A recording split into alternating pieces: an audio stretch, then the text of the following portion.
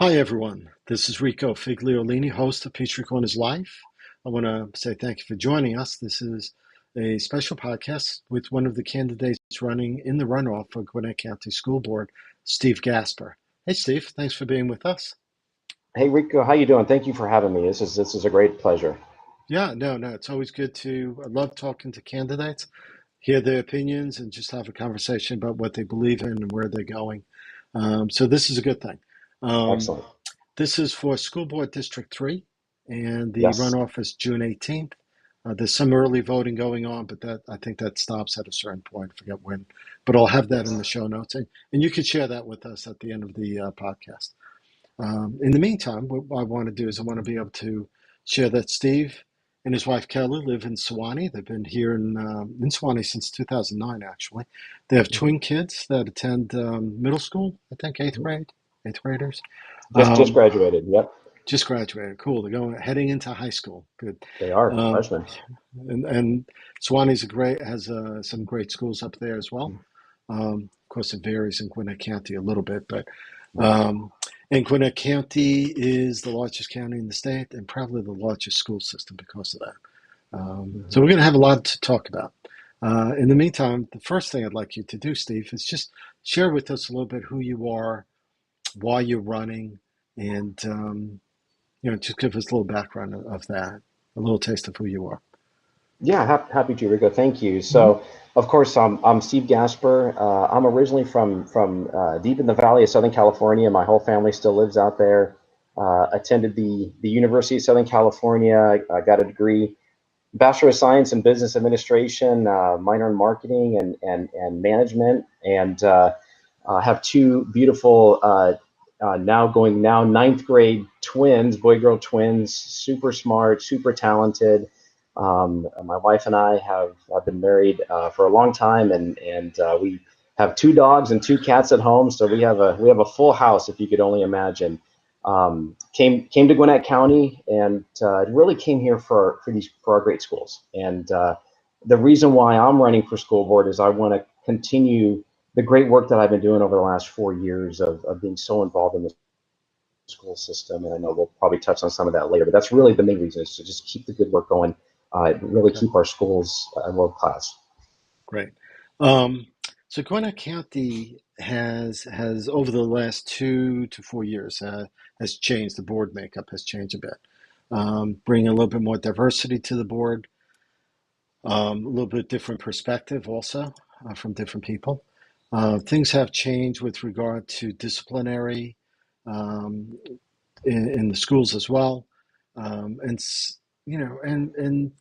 my kids have been through the school system, public school system as well, all three of them, Hmm. from elementary, middle school, and high school. Even a STEM school at Paul Duke here in Peachtree Wow, Corners, excellent. Yep, and great school. it's just a phenomenal school. Hmm. Norcross High School also great. My kids Yeah, went through the yeah. other two went through the IB program there, made them better students. It was a harder course to go through. Learned a Hmm. lot of writing, a lot but I think things have changed since then. Um, Hmm. Even simple things like cursive writing is not taught anymore. Um, Right, right. so I don't even know how people can give you a signature if they can't do cursive, but that's besides the point. So Good it's a point. Good point. digital. Signing a check, right, Rico? That's can't do that. Can't do that Nope. apparently without the cursive, right? Right. Yeah. But so because the board has changed, because the policies have changed, what do you think makes for a good board candidate, running for this? It's a tough job. It's part-time, doesn't pay well. So who's the right person for this job? Yeah, no, you hit it right on the head, Rico. It is a tough job. It is one of these jobs that you are on the ground floor of everything going on in Gwinnett County. I look at our schools as one of the main pillars of any community. With great schools come great business opportunity, come great growth in the community. Uh, uh, comes housing, great home values. People want to move into the community, and so it really is a true pillar of our community. And we have to hire board members that really touch on many different experiences in life. And I like to look at my experience of being a former classroom teacher to being a small business owner and all the way up to the last 23 plus years in the corporate space, mentoring, hiring, training, coaching, all people from all walks of life. And then to kind of top all that off, just being heavily involved in the community over the last 4 years with regards to our schools, speaking at school board meetings, participating in district committees, from the superintendent transition committee to the discipline action committee to the instructional resources review committee, to speaking at school board meetings on behalf of parents and some teachers who are afraid to speak up in fear of retaliation. So bringing all that together, I think I'd like to think I checked the most boxes in terms of bringing a diversity of qualifications to this position and to this seat, and having all of that helps, because this is the school is essentially a business. It is our 183,000 students, 22 or so thousand staff, teachers, and those that support those that teach. You really have to understand how not only education and what the needs of our teachers are, but also what the needs of the business as a whole and the school system as a whole is. We have a $3.2 billion budget, and we have to be able to manage it effectively. It's interesting the way you said that before earlier. You said about hiring. You hire your board members. In a way, that is the case, right? Yeah, Because yeah, you're going through an interview process. The that's right. grueling campaign is really an interview process. It And, is. right? And if you get called up for a second interview, which is what this runoff is, if we can make Mm-hmm. that comparison, then there's more questions that come at you. You talked Absolutely. about, you talked about the big budgets. Um, should it be treated as a business? It certainly needs to be treated with responsibility, right? You have to be a good steward of the money. You have to know Right, where it's right. going, right? That's Some right. people and some people say there's not enough transparency in the Mm-hmm. school board, um, that they don't share not only the budgets they may share, but also the statistics of what's going on, the turnover rate of Mm-hmm. all that. Do you feel the same way about that, about Yeah, transparency in this? I do, and I think a lot of that comes from just the involvement that have had in the schools over the last 4 years, from meeting with the former superintendent to the current superintendent to other senior district leadership, and looking at the data that has been presented to us as community members, as me, I'm a parent, an outsider for the time being, and not privy to any additional information that the school board members might be privy to behind the scenes. And looking, transparency is hugely important, and it's one of my platform pieces of my campaign is transparency and fiscal accountability. And like you said, this is almost an interview process. I'm being hired for a job, and the voters are going to select the best candidate for this position, based on what we stand for, and the voters then in return, we have to give them the pleasure of what is going on in our schools. We have to be transparent with where the money's being spent, how it's being spent, and we also have to provide the data to the community that they can work with, and not feel that data is missing or these numbers are being Mm. cushioned or protected. That's what we need to do better at, and that's Well, that's my that's my commitment if elected.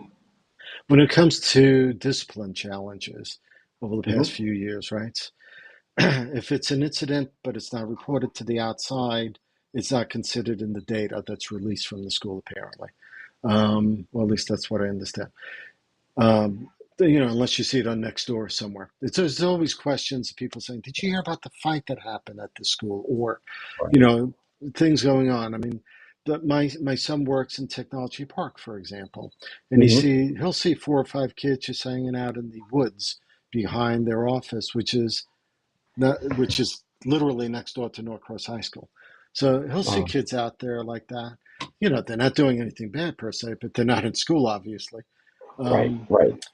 and then there's disciplinary stuff. So I know it's changed over the past couple of years, but Mm-hmm. what do you see necessary? What are steps that are necessary in your mind that relates to that the board's not doing that they should be doing? Yeah, I go back to a couple years ago, summer of 2021, when the superintendent had and the board had rolled out this new restorative justice discipline Mhm. process, and we quickly, not only as parents but as teachers and even some board members and community, realized that this was not the right time to roll this out. There wasn't effective training. It essentially took away the the uh, the disciplinary tasks at the school level and put them up at a cluster, or what I like to call like a regional perspective, which Mhm. I think that's not effective, because the principals, the teachers, and the local administrators at each individual school know their schools the best. They know their students the best. They know their teachers the best.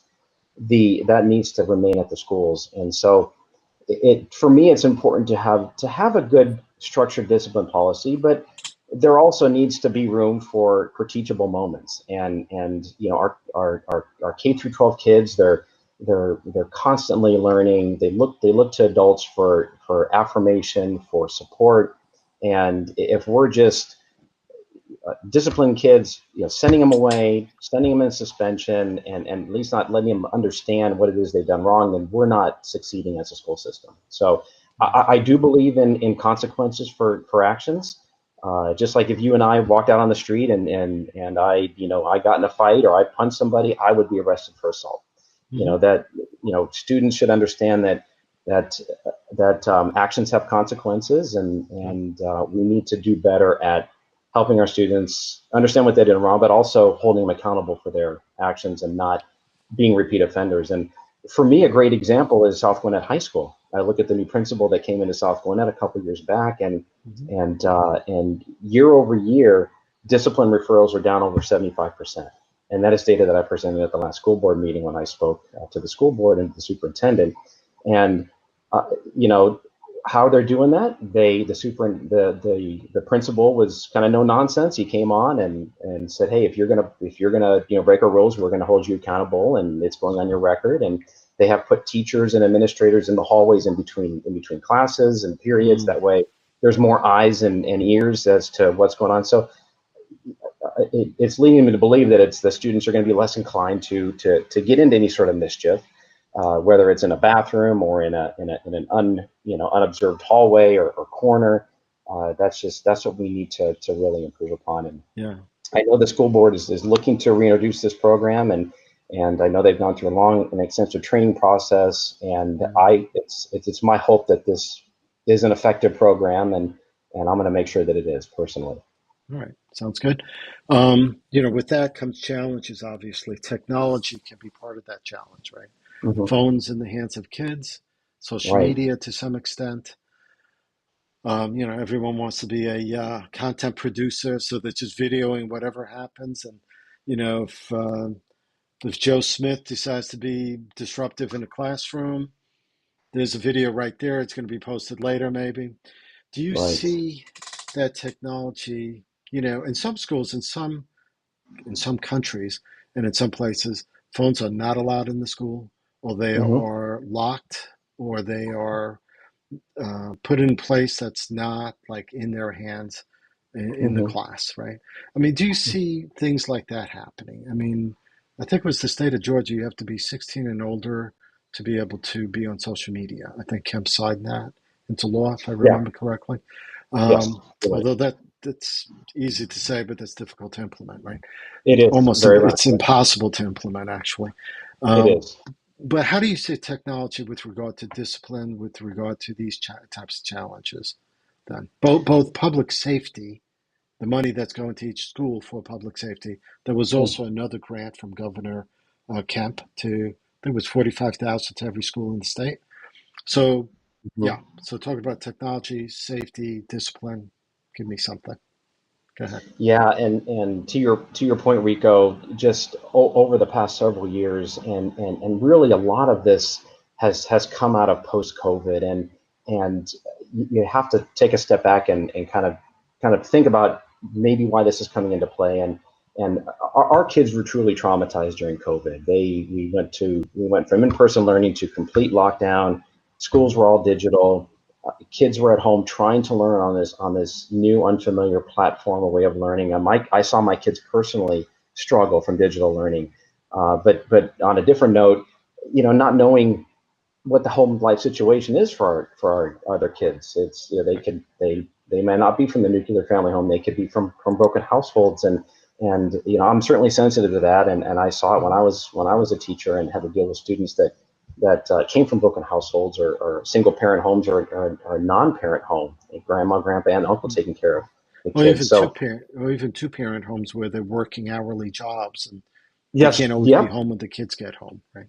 Yeah, that's a perfect example as well, and that's where my wife too. My wife and I both worked even through COVID. Our companies found ways for us to work, and so it was hard to just be present with our kids, helping them do digital learning, and we knew that we needed to give them an option for in-person instruction. But kind of back to your original question, it's you know technology is great and powerful, but it's also has created a platform for students to videotape discipline incidences in the schools, Mhm. fights, kids setting fires in the bathrooms, kids talking back to teachers, yelling at teachers, and Right. it though that to me poses more of a dangerous situation than we really need to have involved in our schools. And so I believe that it's good that my kids, I know through junior high, they couldn't take their phones out of their backpacks. They had a few times during the day where they can check their messages, but they couldn't use their phones, and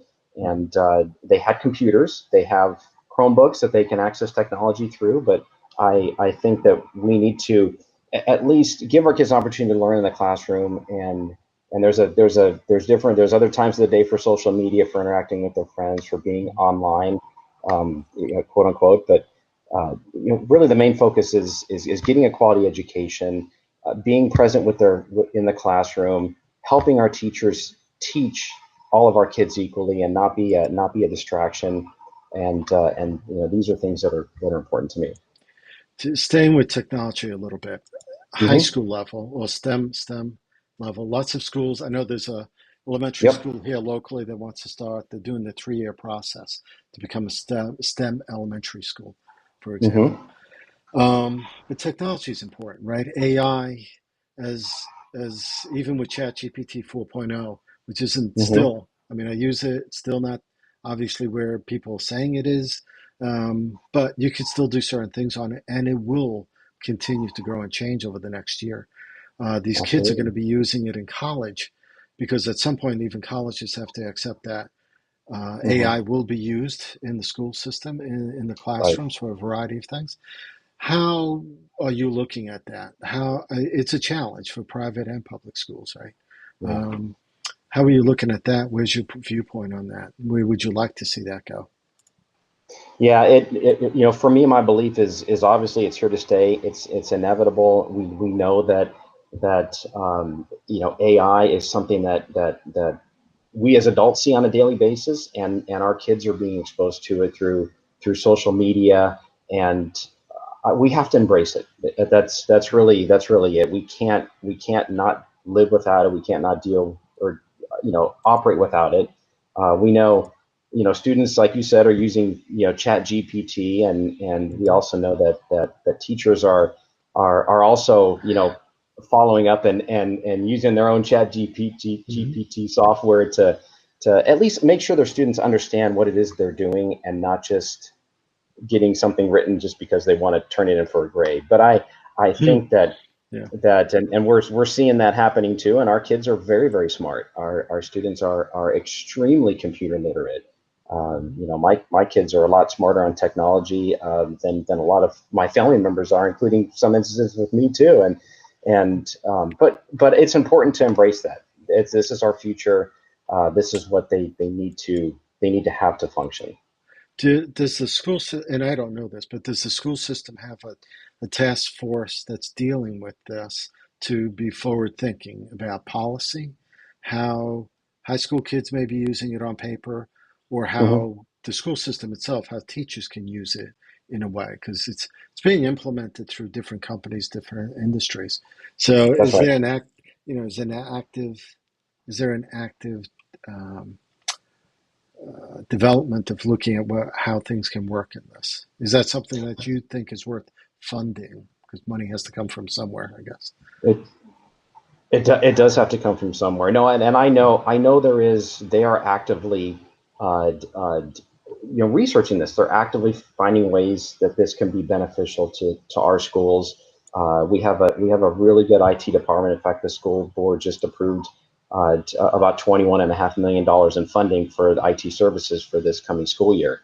And so a lot of money is being given to that area, and I think we need to really focus on how we can use it in a beneficial way. Part of the IT team right now is trying to figure out how we can keep our kids off of malicious and salacious websites while in the school buildings, or even on the school Chromebooks. How do we figure out how to keep kids from watching the NCAA Final Four basketball tournament in the middle of the classroom, or gambling, or playing poker, or blackjack? These are things that we need to resolve these issues, and I do know for a fact that the IT team is implementing some changes in the upcoming school year that's going to help offset some of that, as well as bring AI into the mix. Do you think digital learning days are? My kids went through, or my youngest actually went through digital learning on Fridays at Mm-hmm. Paul Duke STEM High School. So 4 days in, 1 day remote. He Mm-hmm. was fine with it. One of the few kids, I guess, that could do it and met deadlines and stuff. When they first implemented, it wasn't that way. They had to keep sending out emails every Sunday Mm-hmm. night to make sure kids did their work and stuff.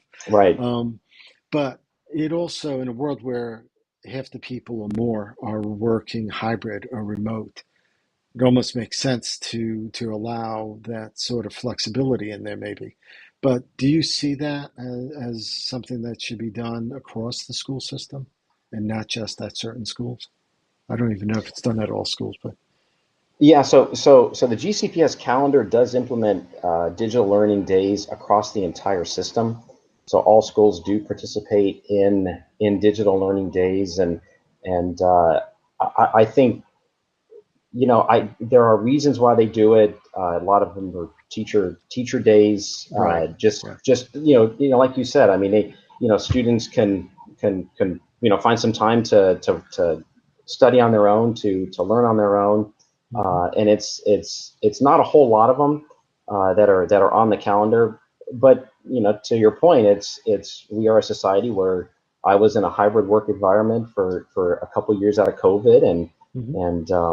and I know a lot of organizations are just now getting back to requiring employees to be back in office. So I think it's a very delicate balance that we have to walk with our students, with especially the younger students, the elementary grades, Sure, sure. because those are the ones that if it's not in person with a teacher, and they don't have someone at home to help direct them, Mm, like you said, it may not get done that day, and then they come sure. into school the following day, and they're slightly behind. And So, what does that turn into? right, and I totally agree with you. I think elementary school needs to be handled differently anyway, in some ways. Less on the testing and more on actually bringing up young people to understand the world and to be able to Right. take responsibility on things.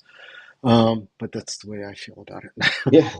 Invest more time in those 5 years, and you will have a better student coming into middle school and then high school. Um, That's correct. Yep. but you do need teachers, so that's the other thing, right? Teacher Hmm. recruitment, retention, Hmm. morale over the last several Hmm. years has been a little low. Burnout Hmm. rate. Hmm. Teachers work in the public school system, all of a sudden decide, I'm done with that. I'm going to the private school system because it's more money. It's a little different. Um, so how can the county compete to recruit and then to retain those teachers? What is your thoughts on that? Yeah, I mean, just as a whole, Rico, for me, teacher recruitment, retention, and morale is a top priority for me. Being a former educator, being a former teacher, having spoken to a lot of teachers over the last many, many, many years, I could just tell that it's down. And GCPS really has to do a better job of supporting our teachers and listening to them. That is the one thing that we're struggling at, is we're not listening to to those folks that are on the ground floor every day in the classroom, talking with parents, talking with administrators. They have wonderful ideas, and we have to listen to these ideas, and we have to see how we can implement them into our school day.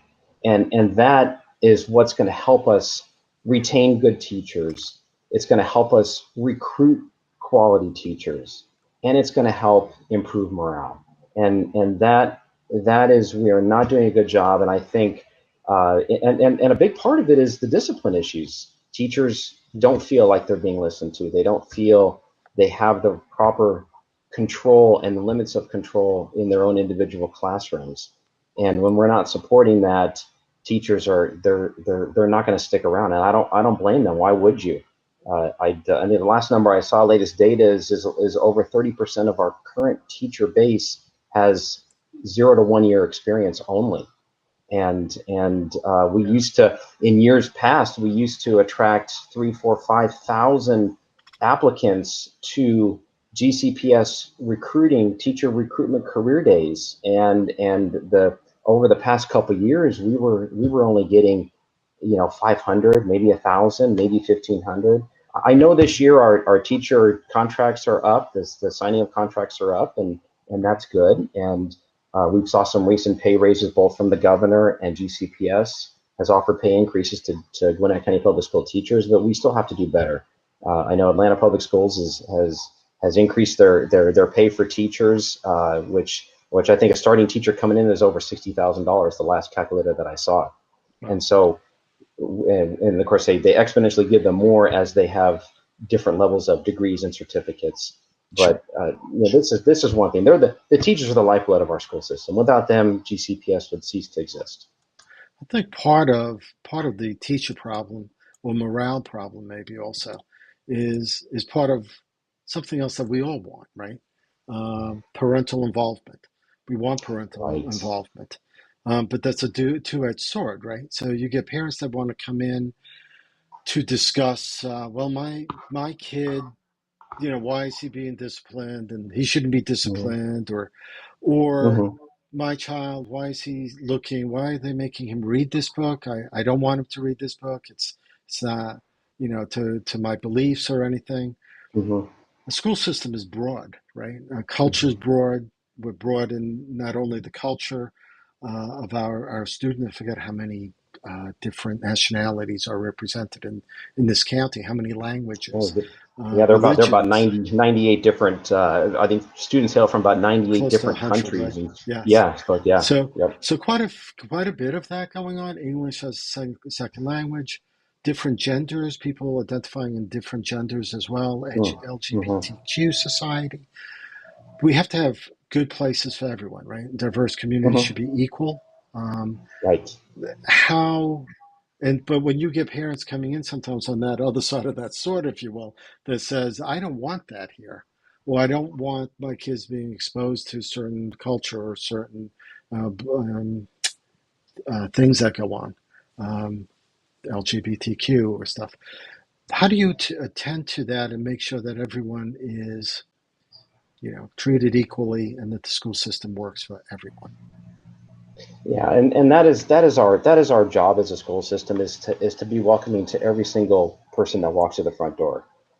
And another piece of my platform was safe and inclusive schools. And regardless of your background, your beliefs, your how you identify, we need to accept all people. That's just the end of story. There should be no question about it.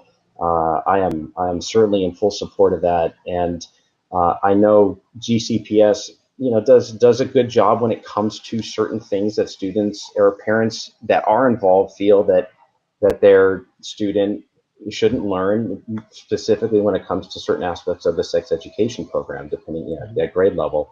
Parents have the opportunity to opt their kids out for whatever reasons that they have, and I think that's acceptable. But Okay. we, society right now has it's has really come to a point where this is all on the forefront, and it's in the news, and the media is talking about it, Yeah. and we need to stop making it as scary as it is, because it really isn't. At the end of the day, it's not. We're all individuals, regardless of who you are, how you identify. We're all individuals. God put us on this earth to love everyone equally, and I'm a church going man, and I truly believe that. Okay. All right. Good. Yeah, because there are certainly people out there that, it's good that the system lets you opt out of certain things, because this way Hmm. you can continue on with the way you want to be, but everyone else can also learn the way they would like to learn. Um, Absolutely. and it becomes difficult. I know my wife at one point, I think there was a book selection committee. I think every so often they do this in the school, but she was Uh part of huh. that committee, and she had to read certain books to see if that would be suitable for the classroom, right? Hmm. Um, but it's interesting how other people may look at it and say, I didn't read that book. I read the synopsis or something. Nah, I don't think it's appropriate. And, Hmm. Hmm. so I don't know sometimes when there's certainly an age level, right? There should be an age level what's appropriate, maybe. Um, but That's right. I think the school system you should be able to pull out a book, especially if you're in a high school and even middle school to a Hmm. degree, right? Be able to pull out Hmm. a book and say, it's not censored, or it's Hmm. not, yes, it's open to be able to be used, because Hmm. the kids need to know that. They're going to That's right. go Yeah. into a higher level education ignorant of things doesn't make sense to me. Yeah. No, I fully agree. People talk about, well, these books don't belong in our schools. These books don't belong in our libraries. I don't believe in banning speech. I don't believe in banning books. But I do believe that they should be put in age appropriate sections for our kids. There's no reason why elementary kids should be, accessing books that are age appropriate for junior high or high school kids, and even junior high kids. There's no reason. We need to at least have some protections in place for our kids, but outright removing books and eliminating them, I don't agree with that, because it interferes on your right to free speech. I mean, I think we do that in a variety of places, right? You go to a movie, it's Mhm. PG-13, Right. or R-rated, or whatever, or G-rated. So, I mean, we do that in society in a few different ways, Hmm. which is somewhat reasonable, right? So, and Yes, not it all of us is. follow those rules, but their guide rails is what they are, right? Right. So, my kid may be mature enough to do a PG-13 when he was 10, because of the Hmm. nature of that movie, let's say. But maybe someone else's kid is not mature enough to do that. It just depends on the student, I guess, or the That's age. right. Um, have we left out anything? I mean, there's tons to go. We could have went through standardized testing, or other things like that. Is there anything particular that you'd like to hit on that we haven't touched on, Steve? Uh, no, I think you did a pretty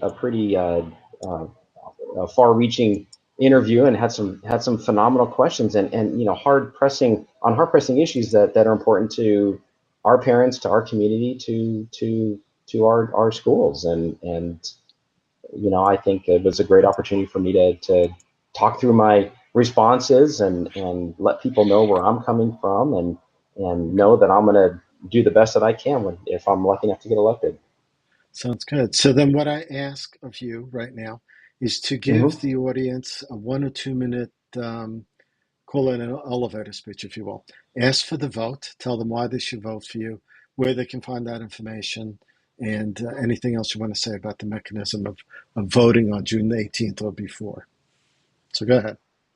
Yeah, no, excellent. Thank you, Rico. So again, I think selecting the right person for this job, you have to look at all aspects of background and experience, and for me, being a former classroom teacher, to a current small business owner, to 23 plus years in the corporate space, developing business acumen, being an involved community member for the last 4 years at all levels of the schools, and interacting with hundreds and hundreds of people, and as well as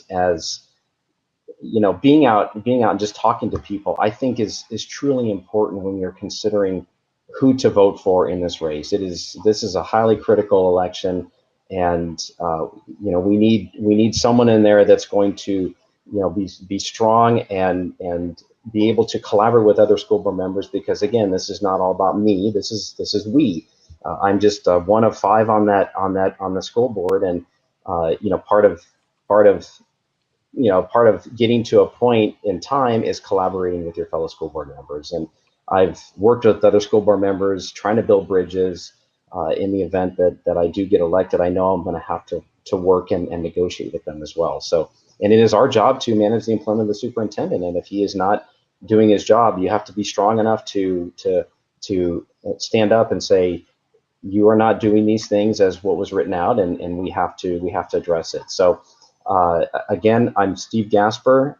June 18th is our runoff election day. Early voting does start this weekend on Saturday at 4 early voting locations, and the other 6 early voting locations open Monday next week and go through the 15th. I am asking for your vote to continue the great work that I've been doing in Gwinnett County over the past 4 years, to bring fresh ideas to the school board and to be that person that could work in a collaborative space amongst the other 4 school board members, while holding the superintendent accountable and having an open mind to the rest of the community, including our teachers and those that support those that teach. My website is votestevegasper.com. If you'd like to learn more, right from there you can send me a message, and I'd love your vote if when you get to the ballot box on June 18th. Cool. Thank you for sharing that. Everyone else, Steve, hang in there with me for a second. But everyone else, thank you Okay. for being with us. Feel free to share this. You'll find this video podcast on YouTube, our Facebook pages, Twitter, and it'll be posted in other places. The audio podcast will be on Spotify, Apple, wherever you get that as well. So thank you for being with us.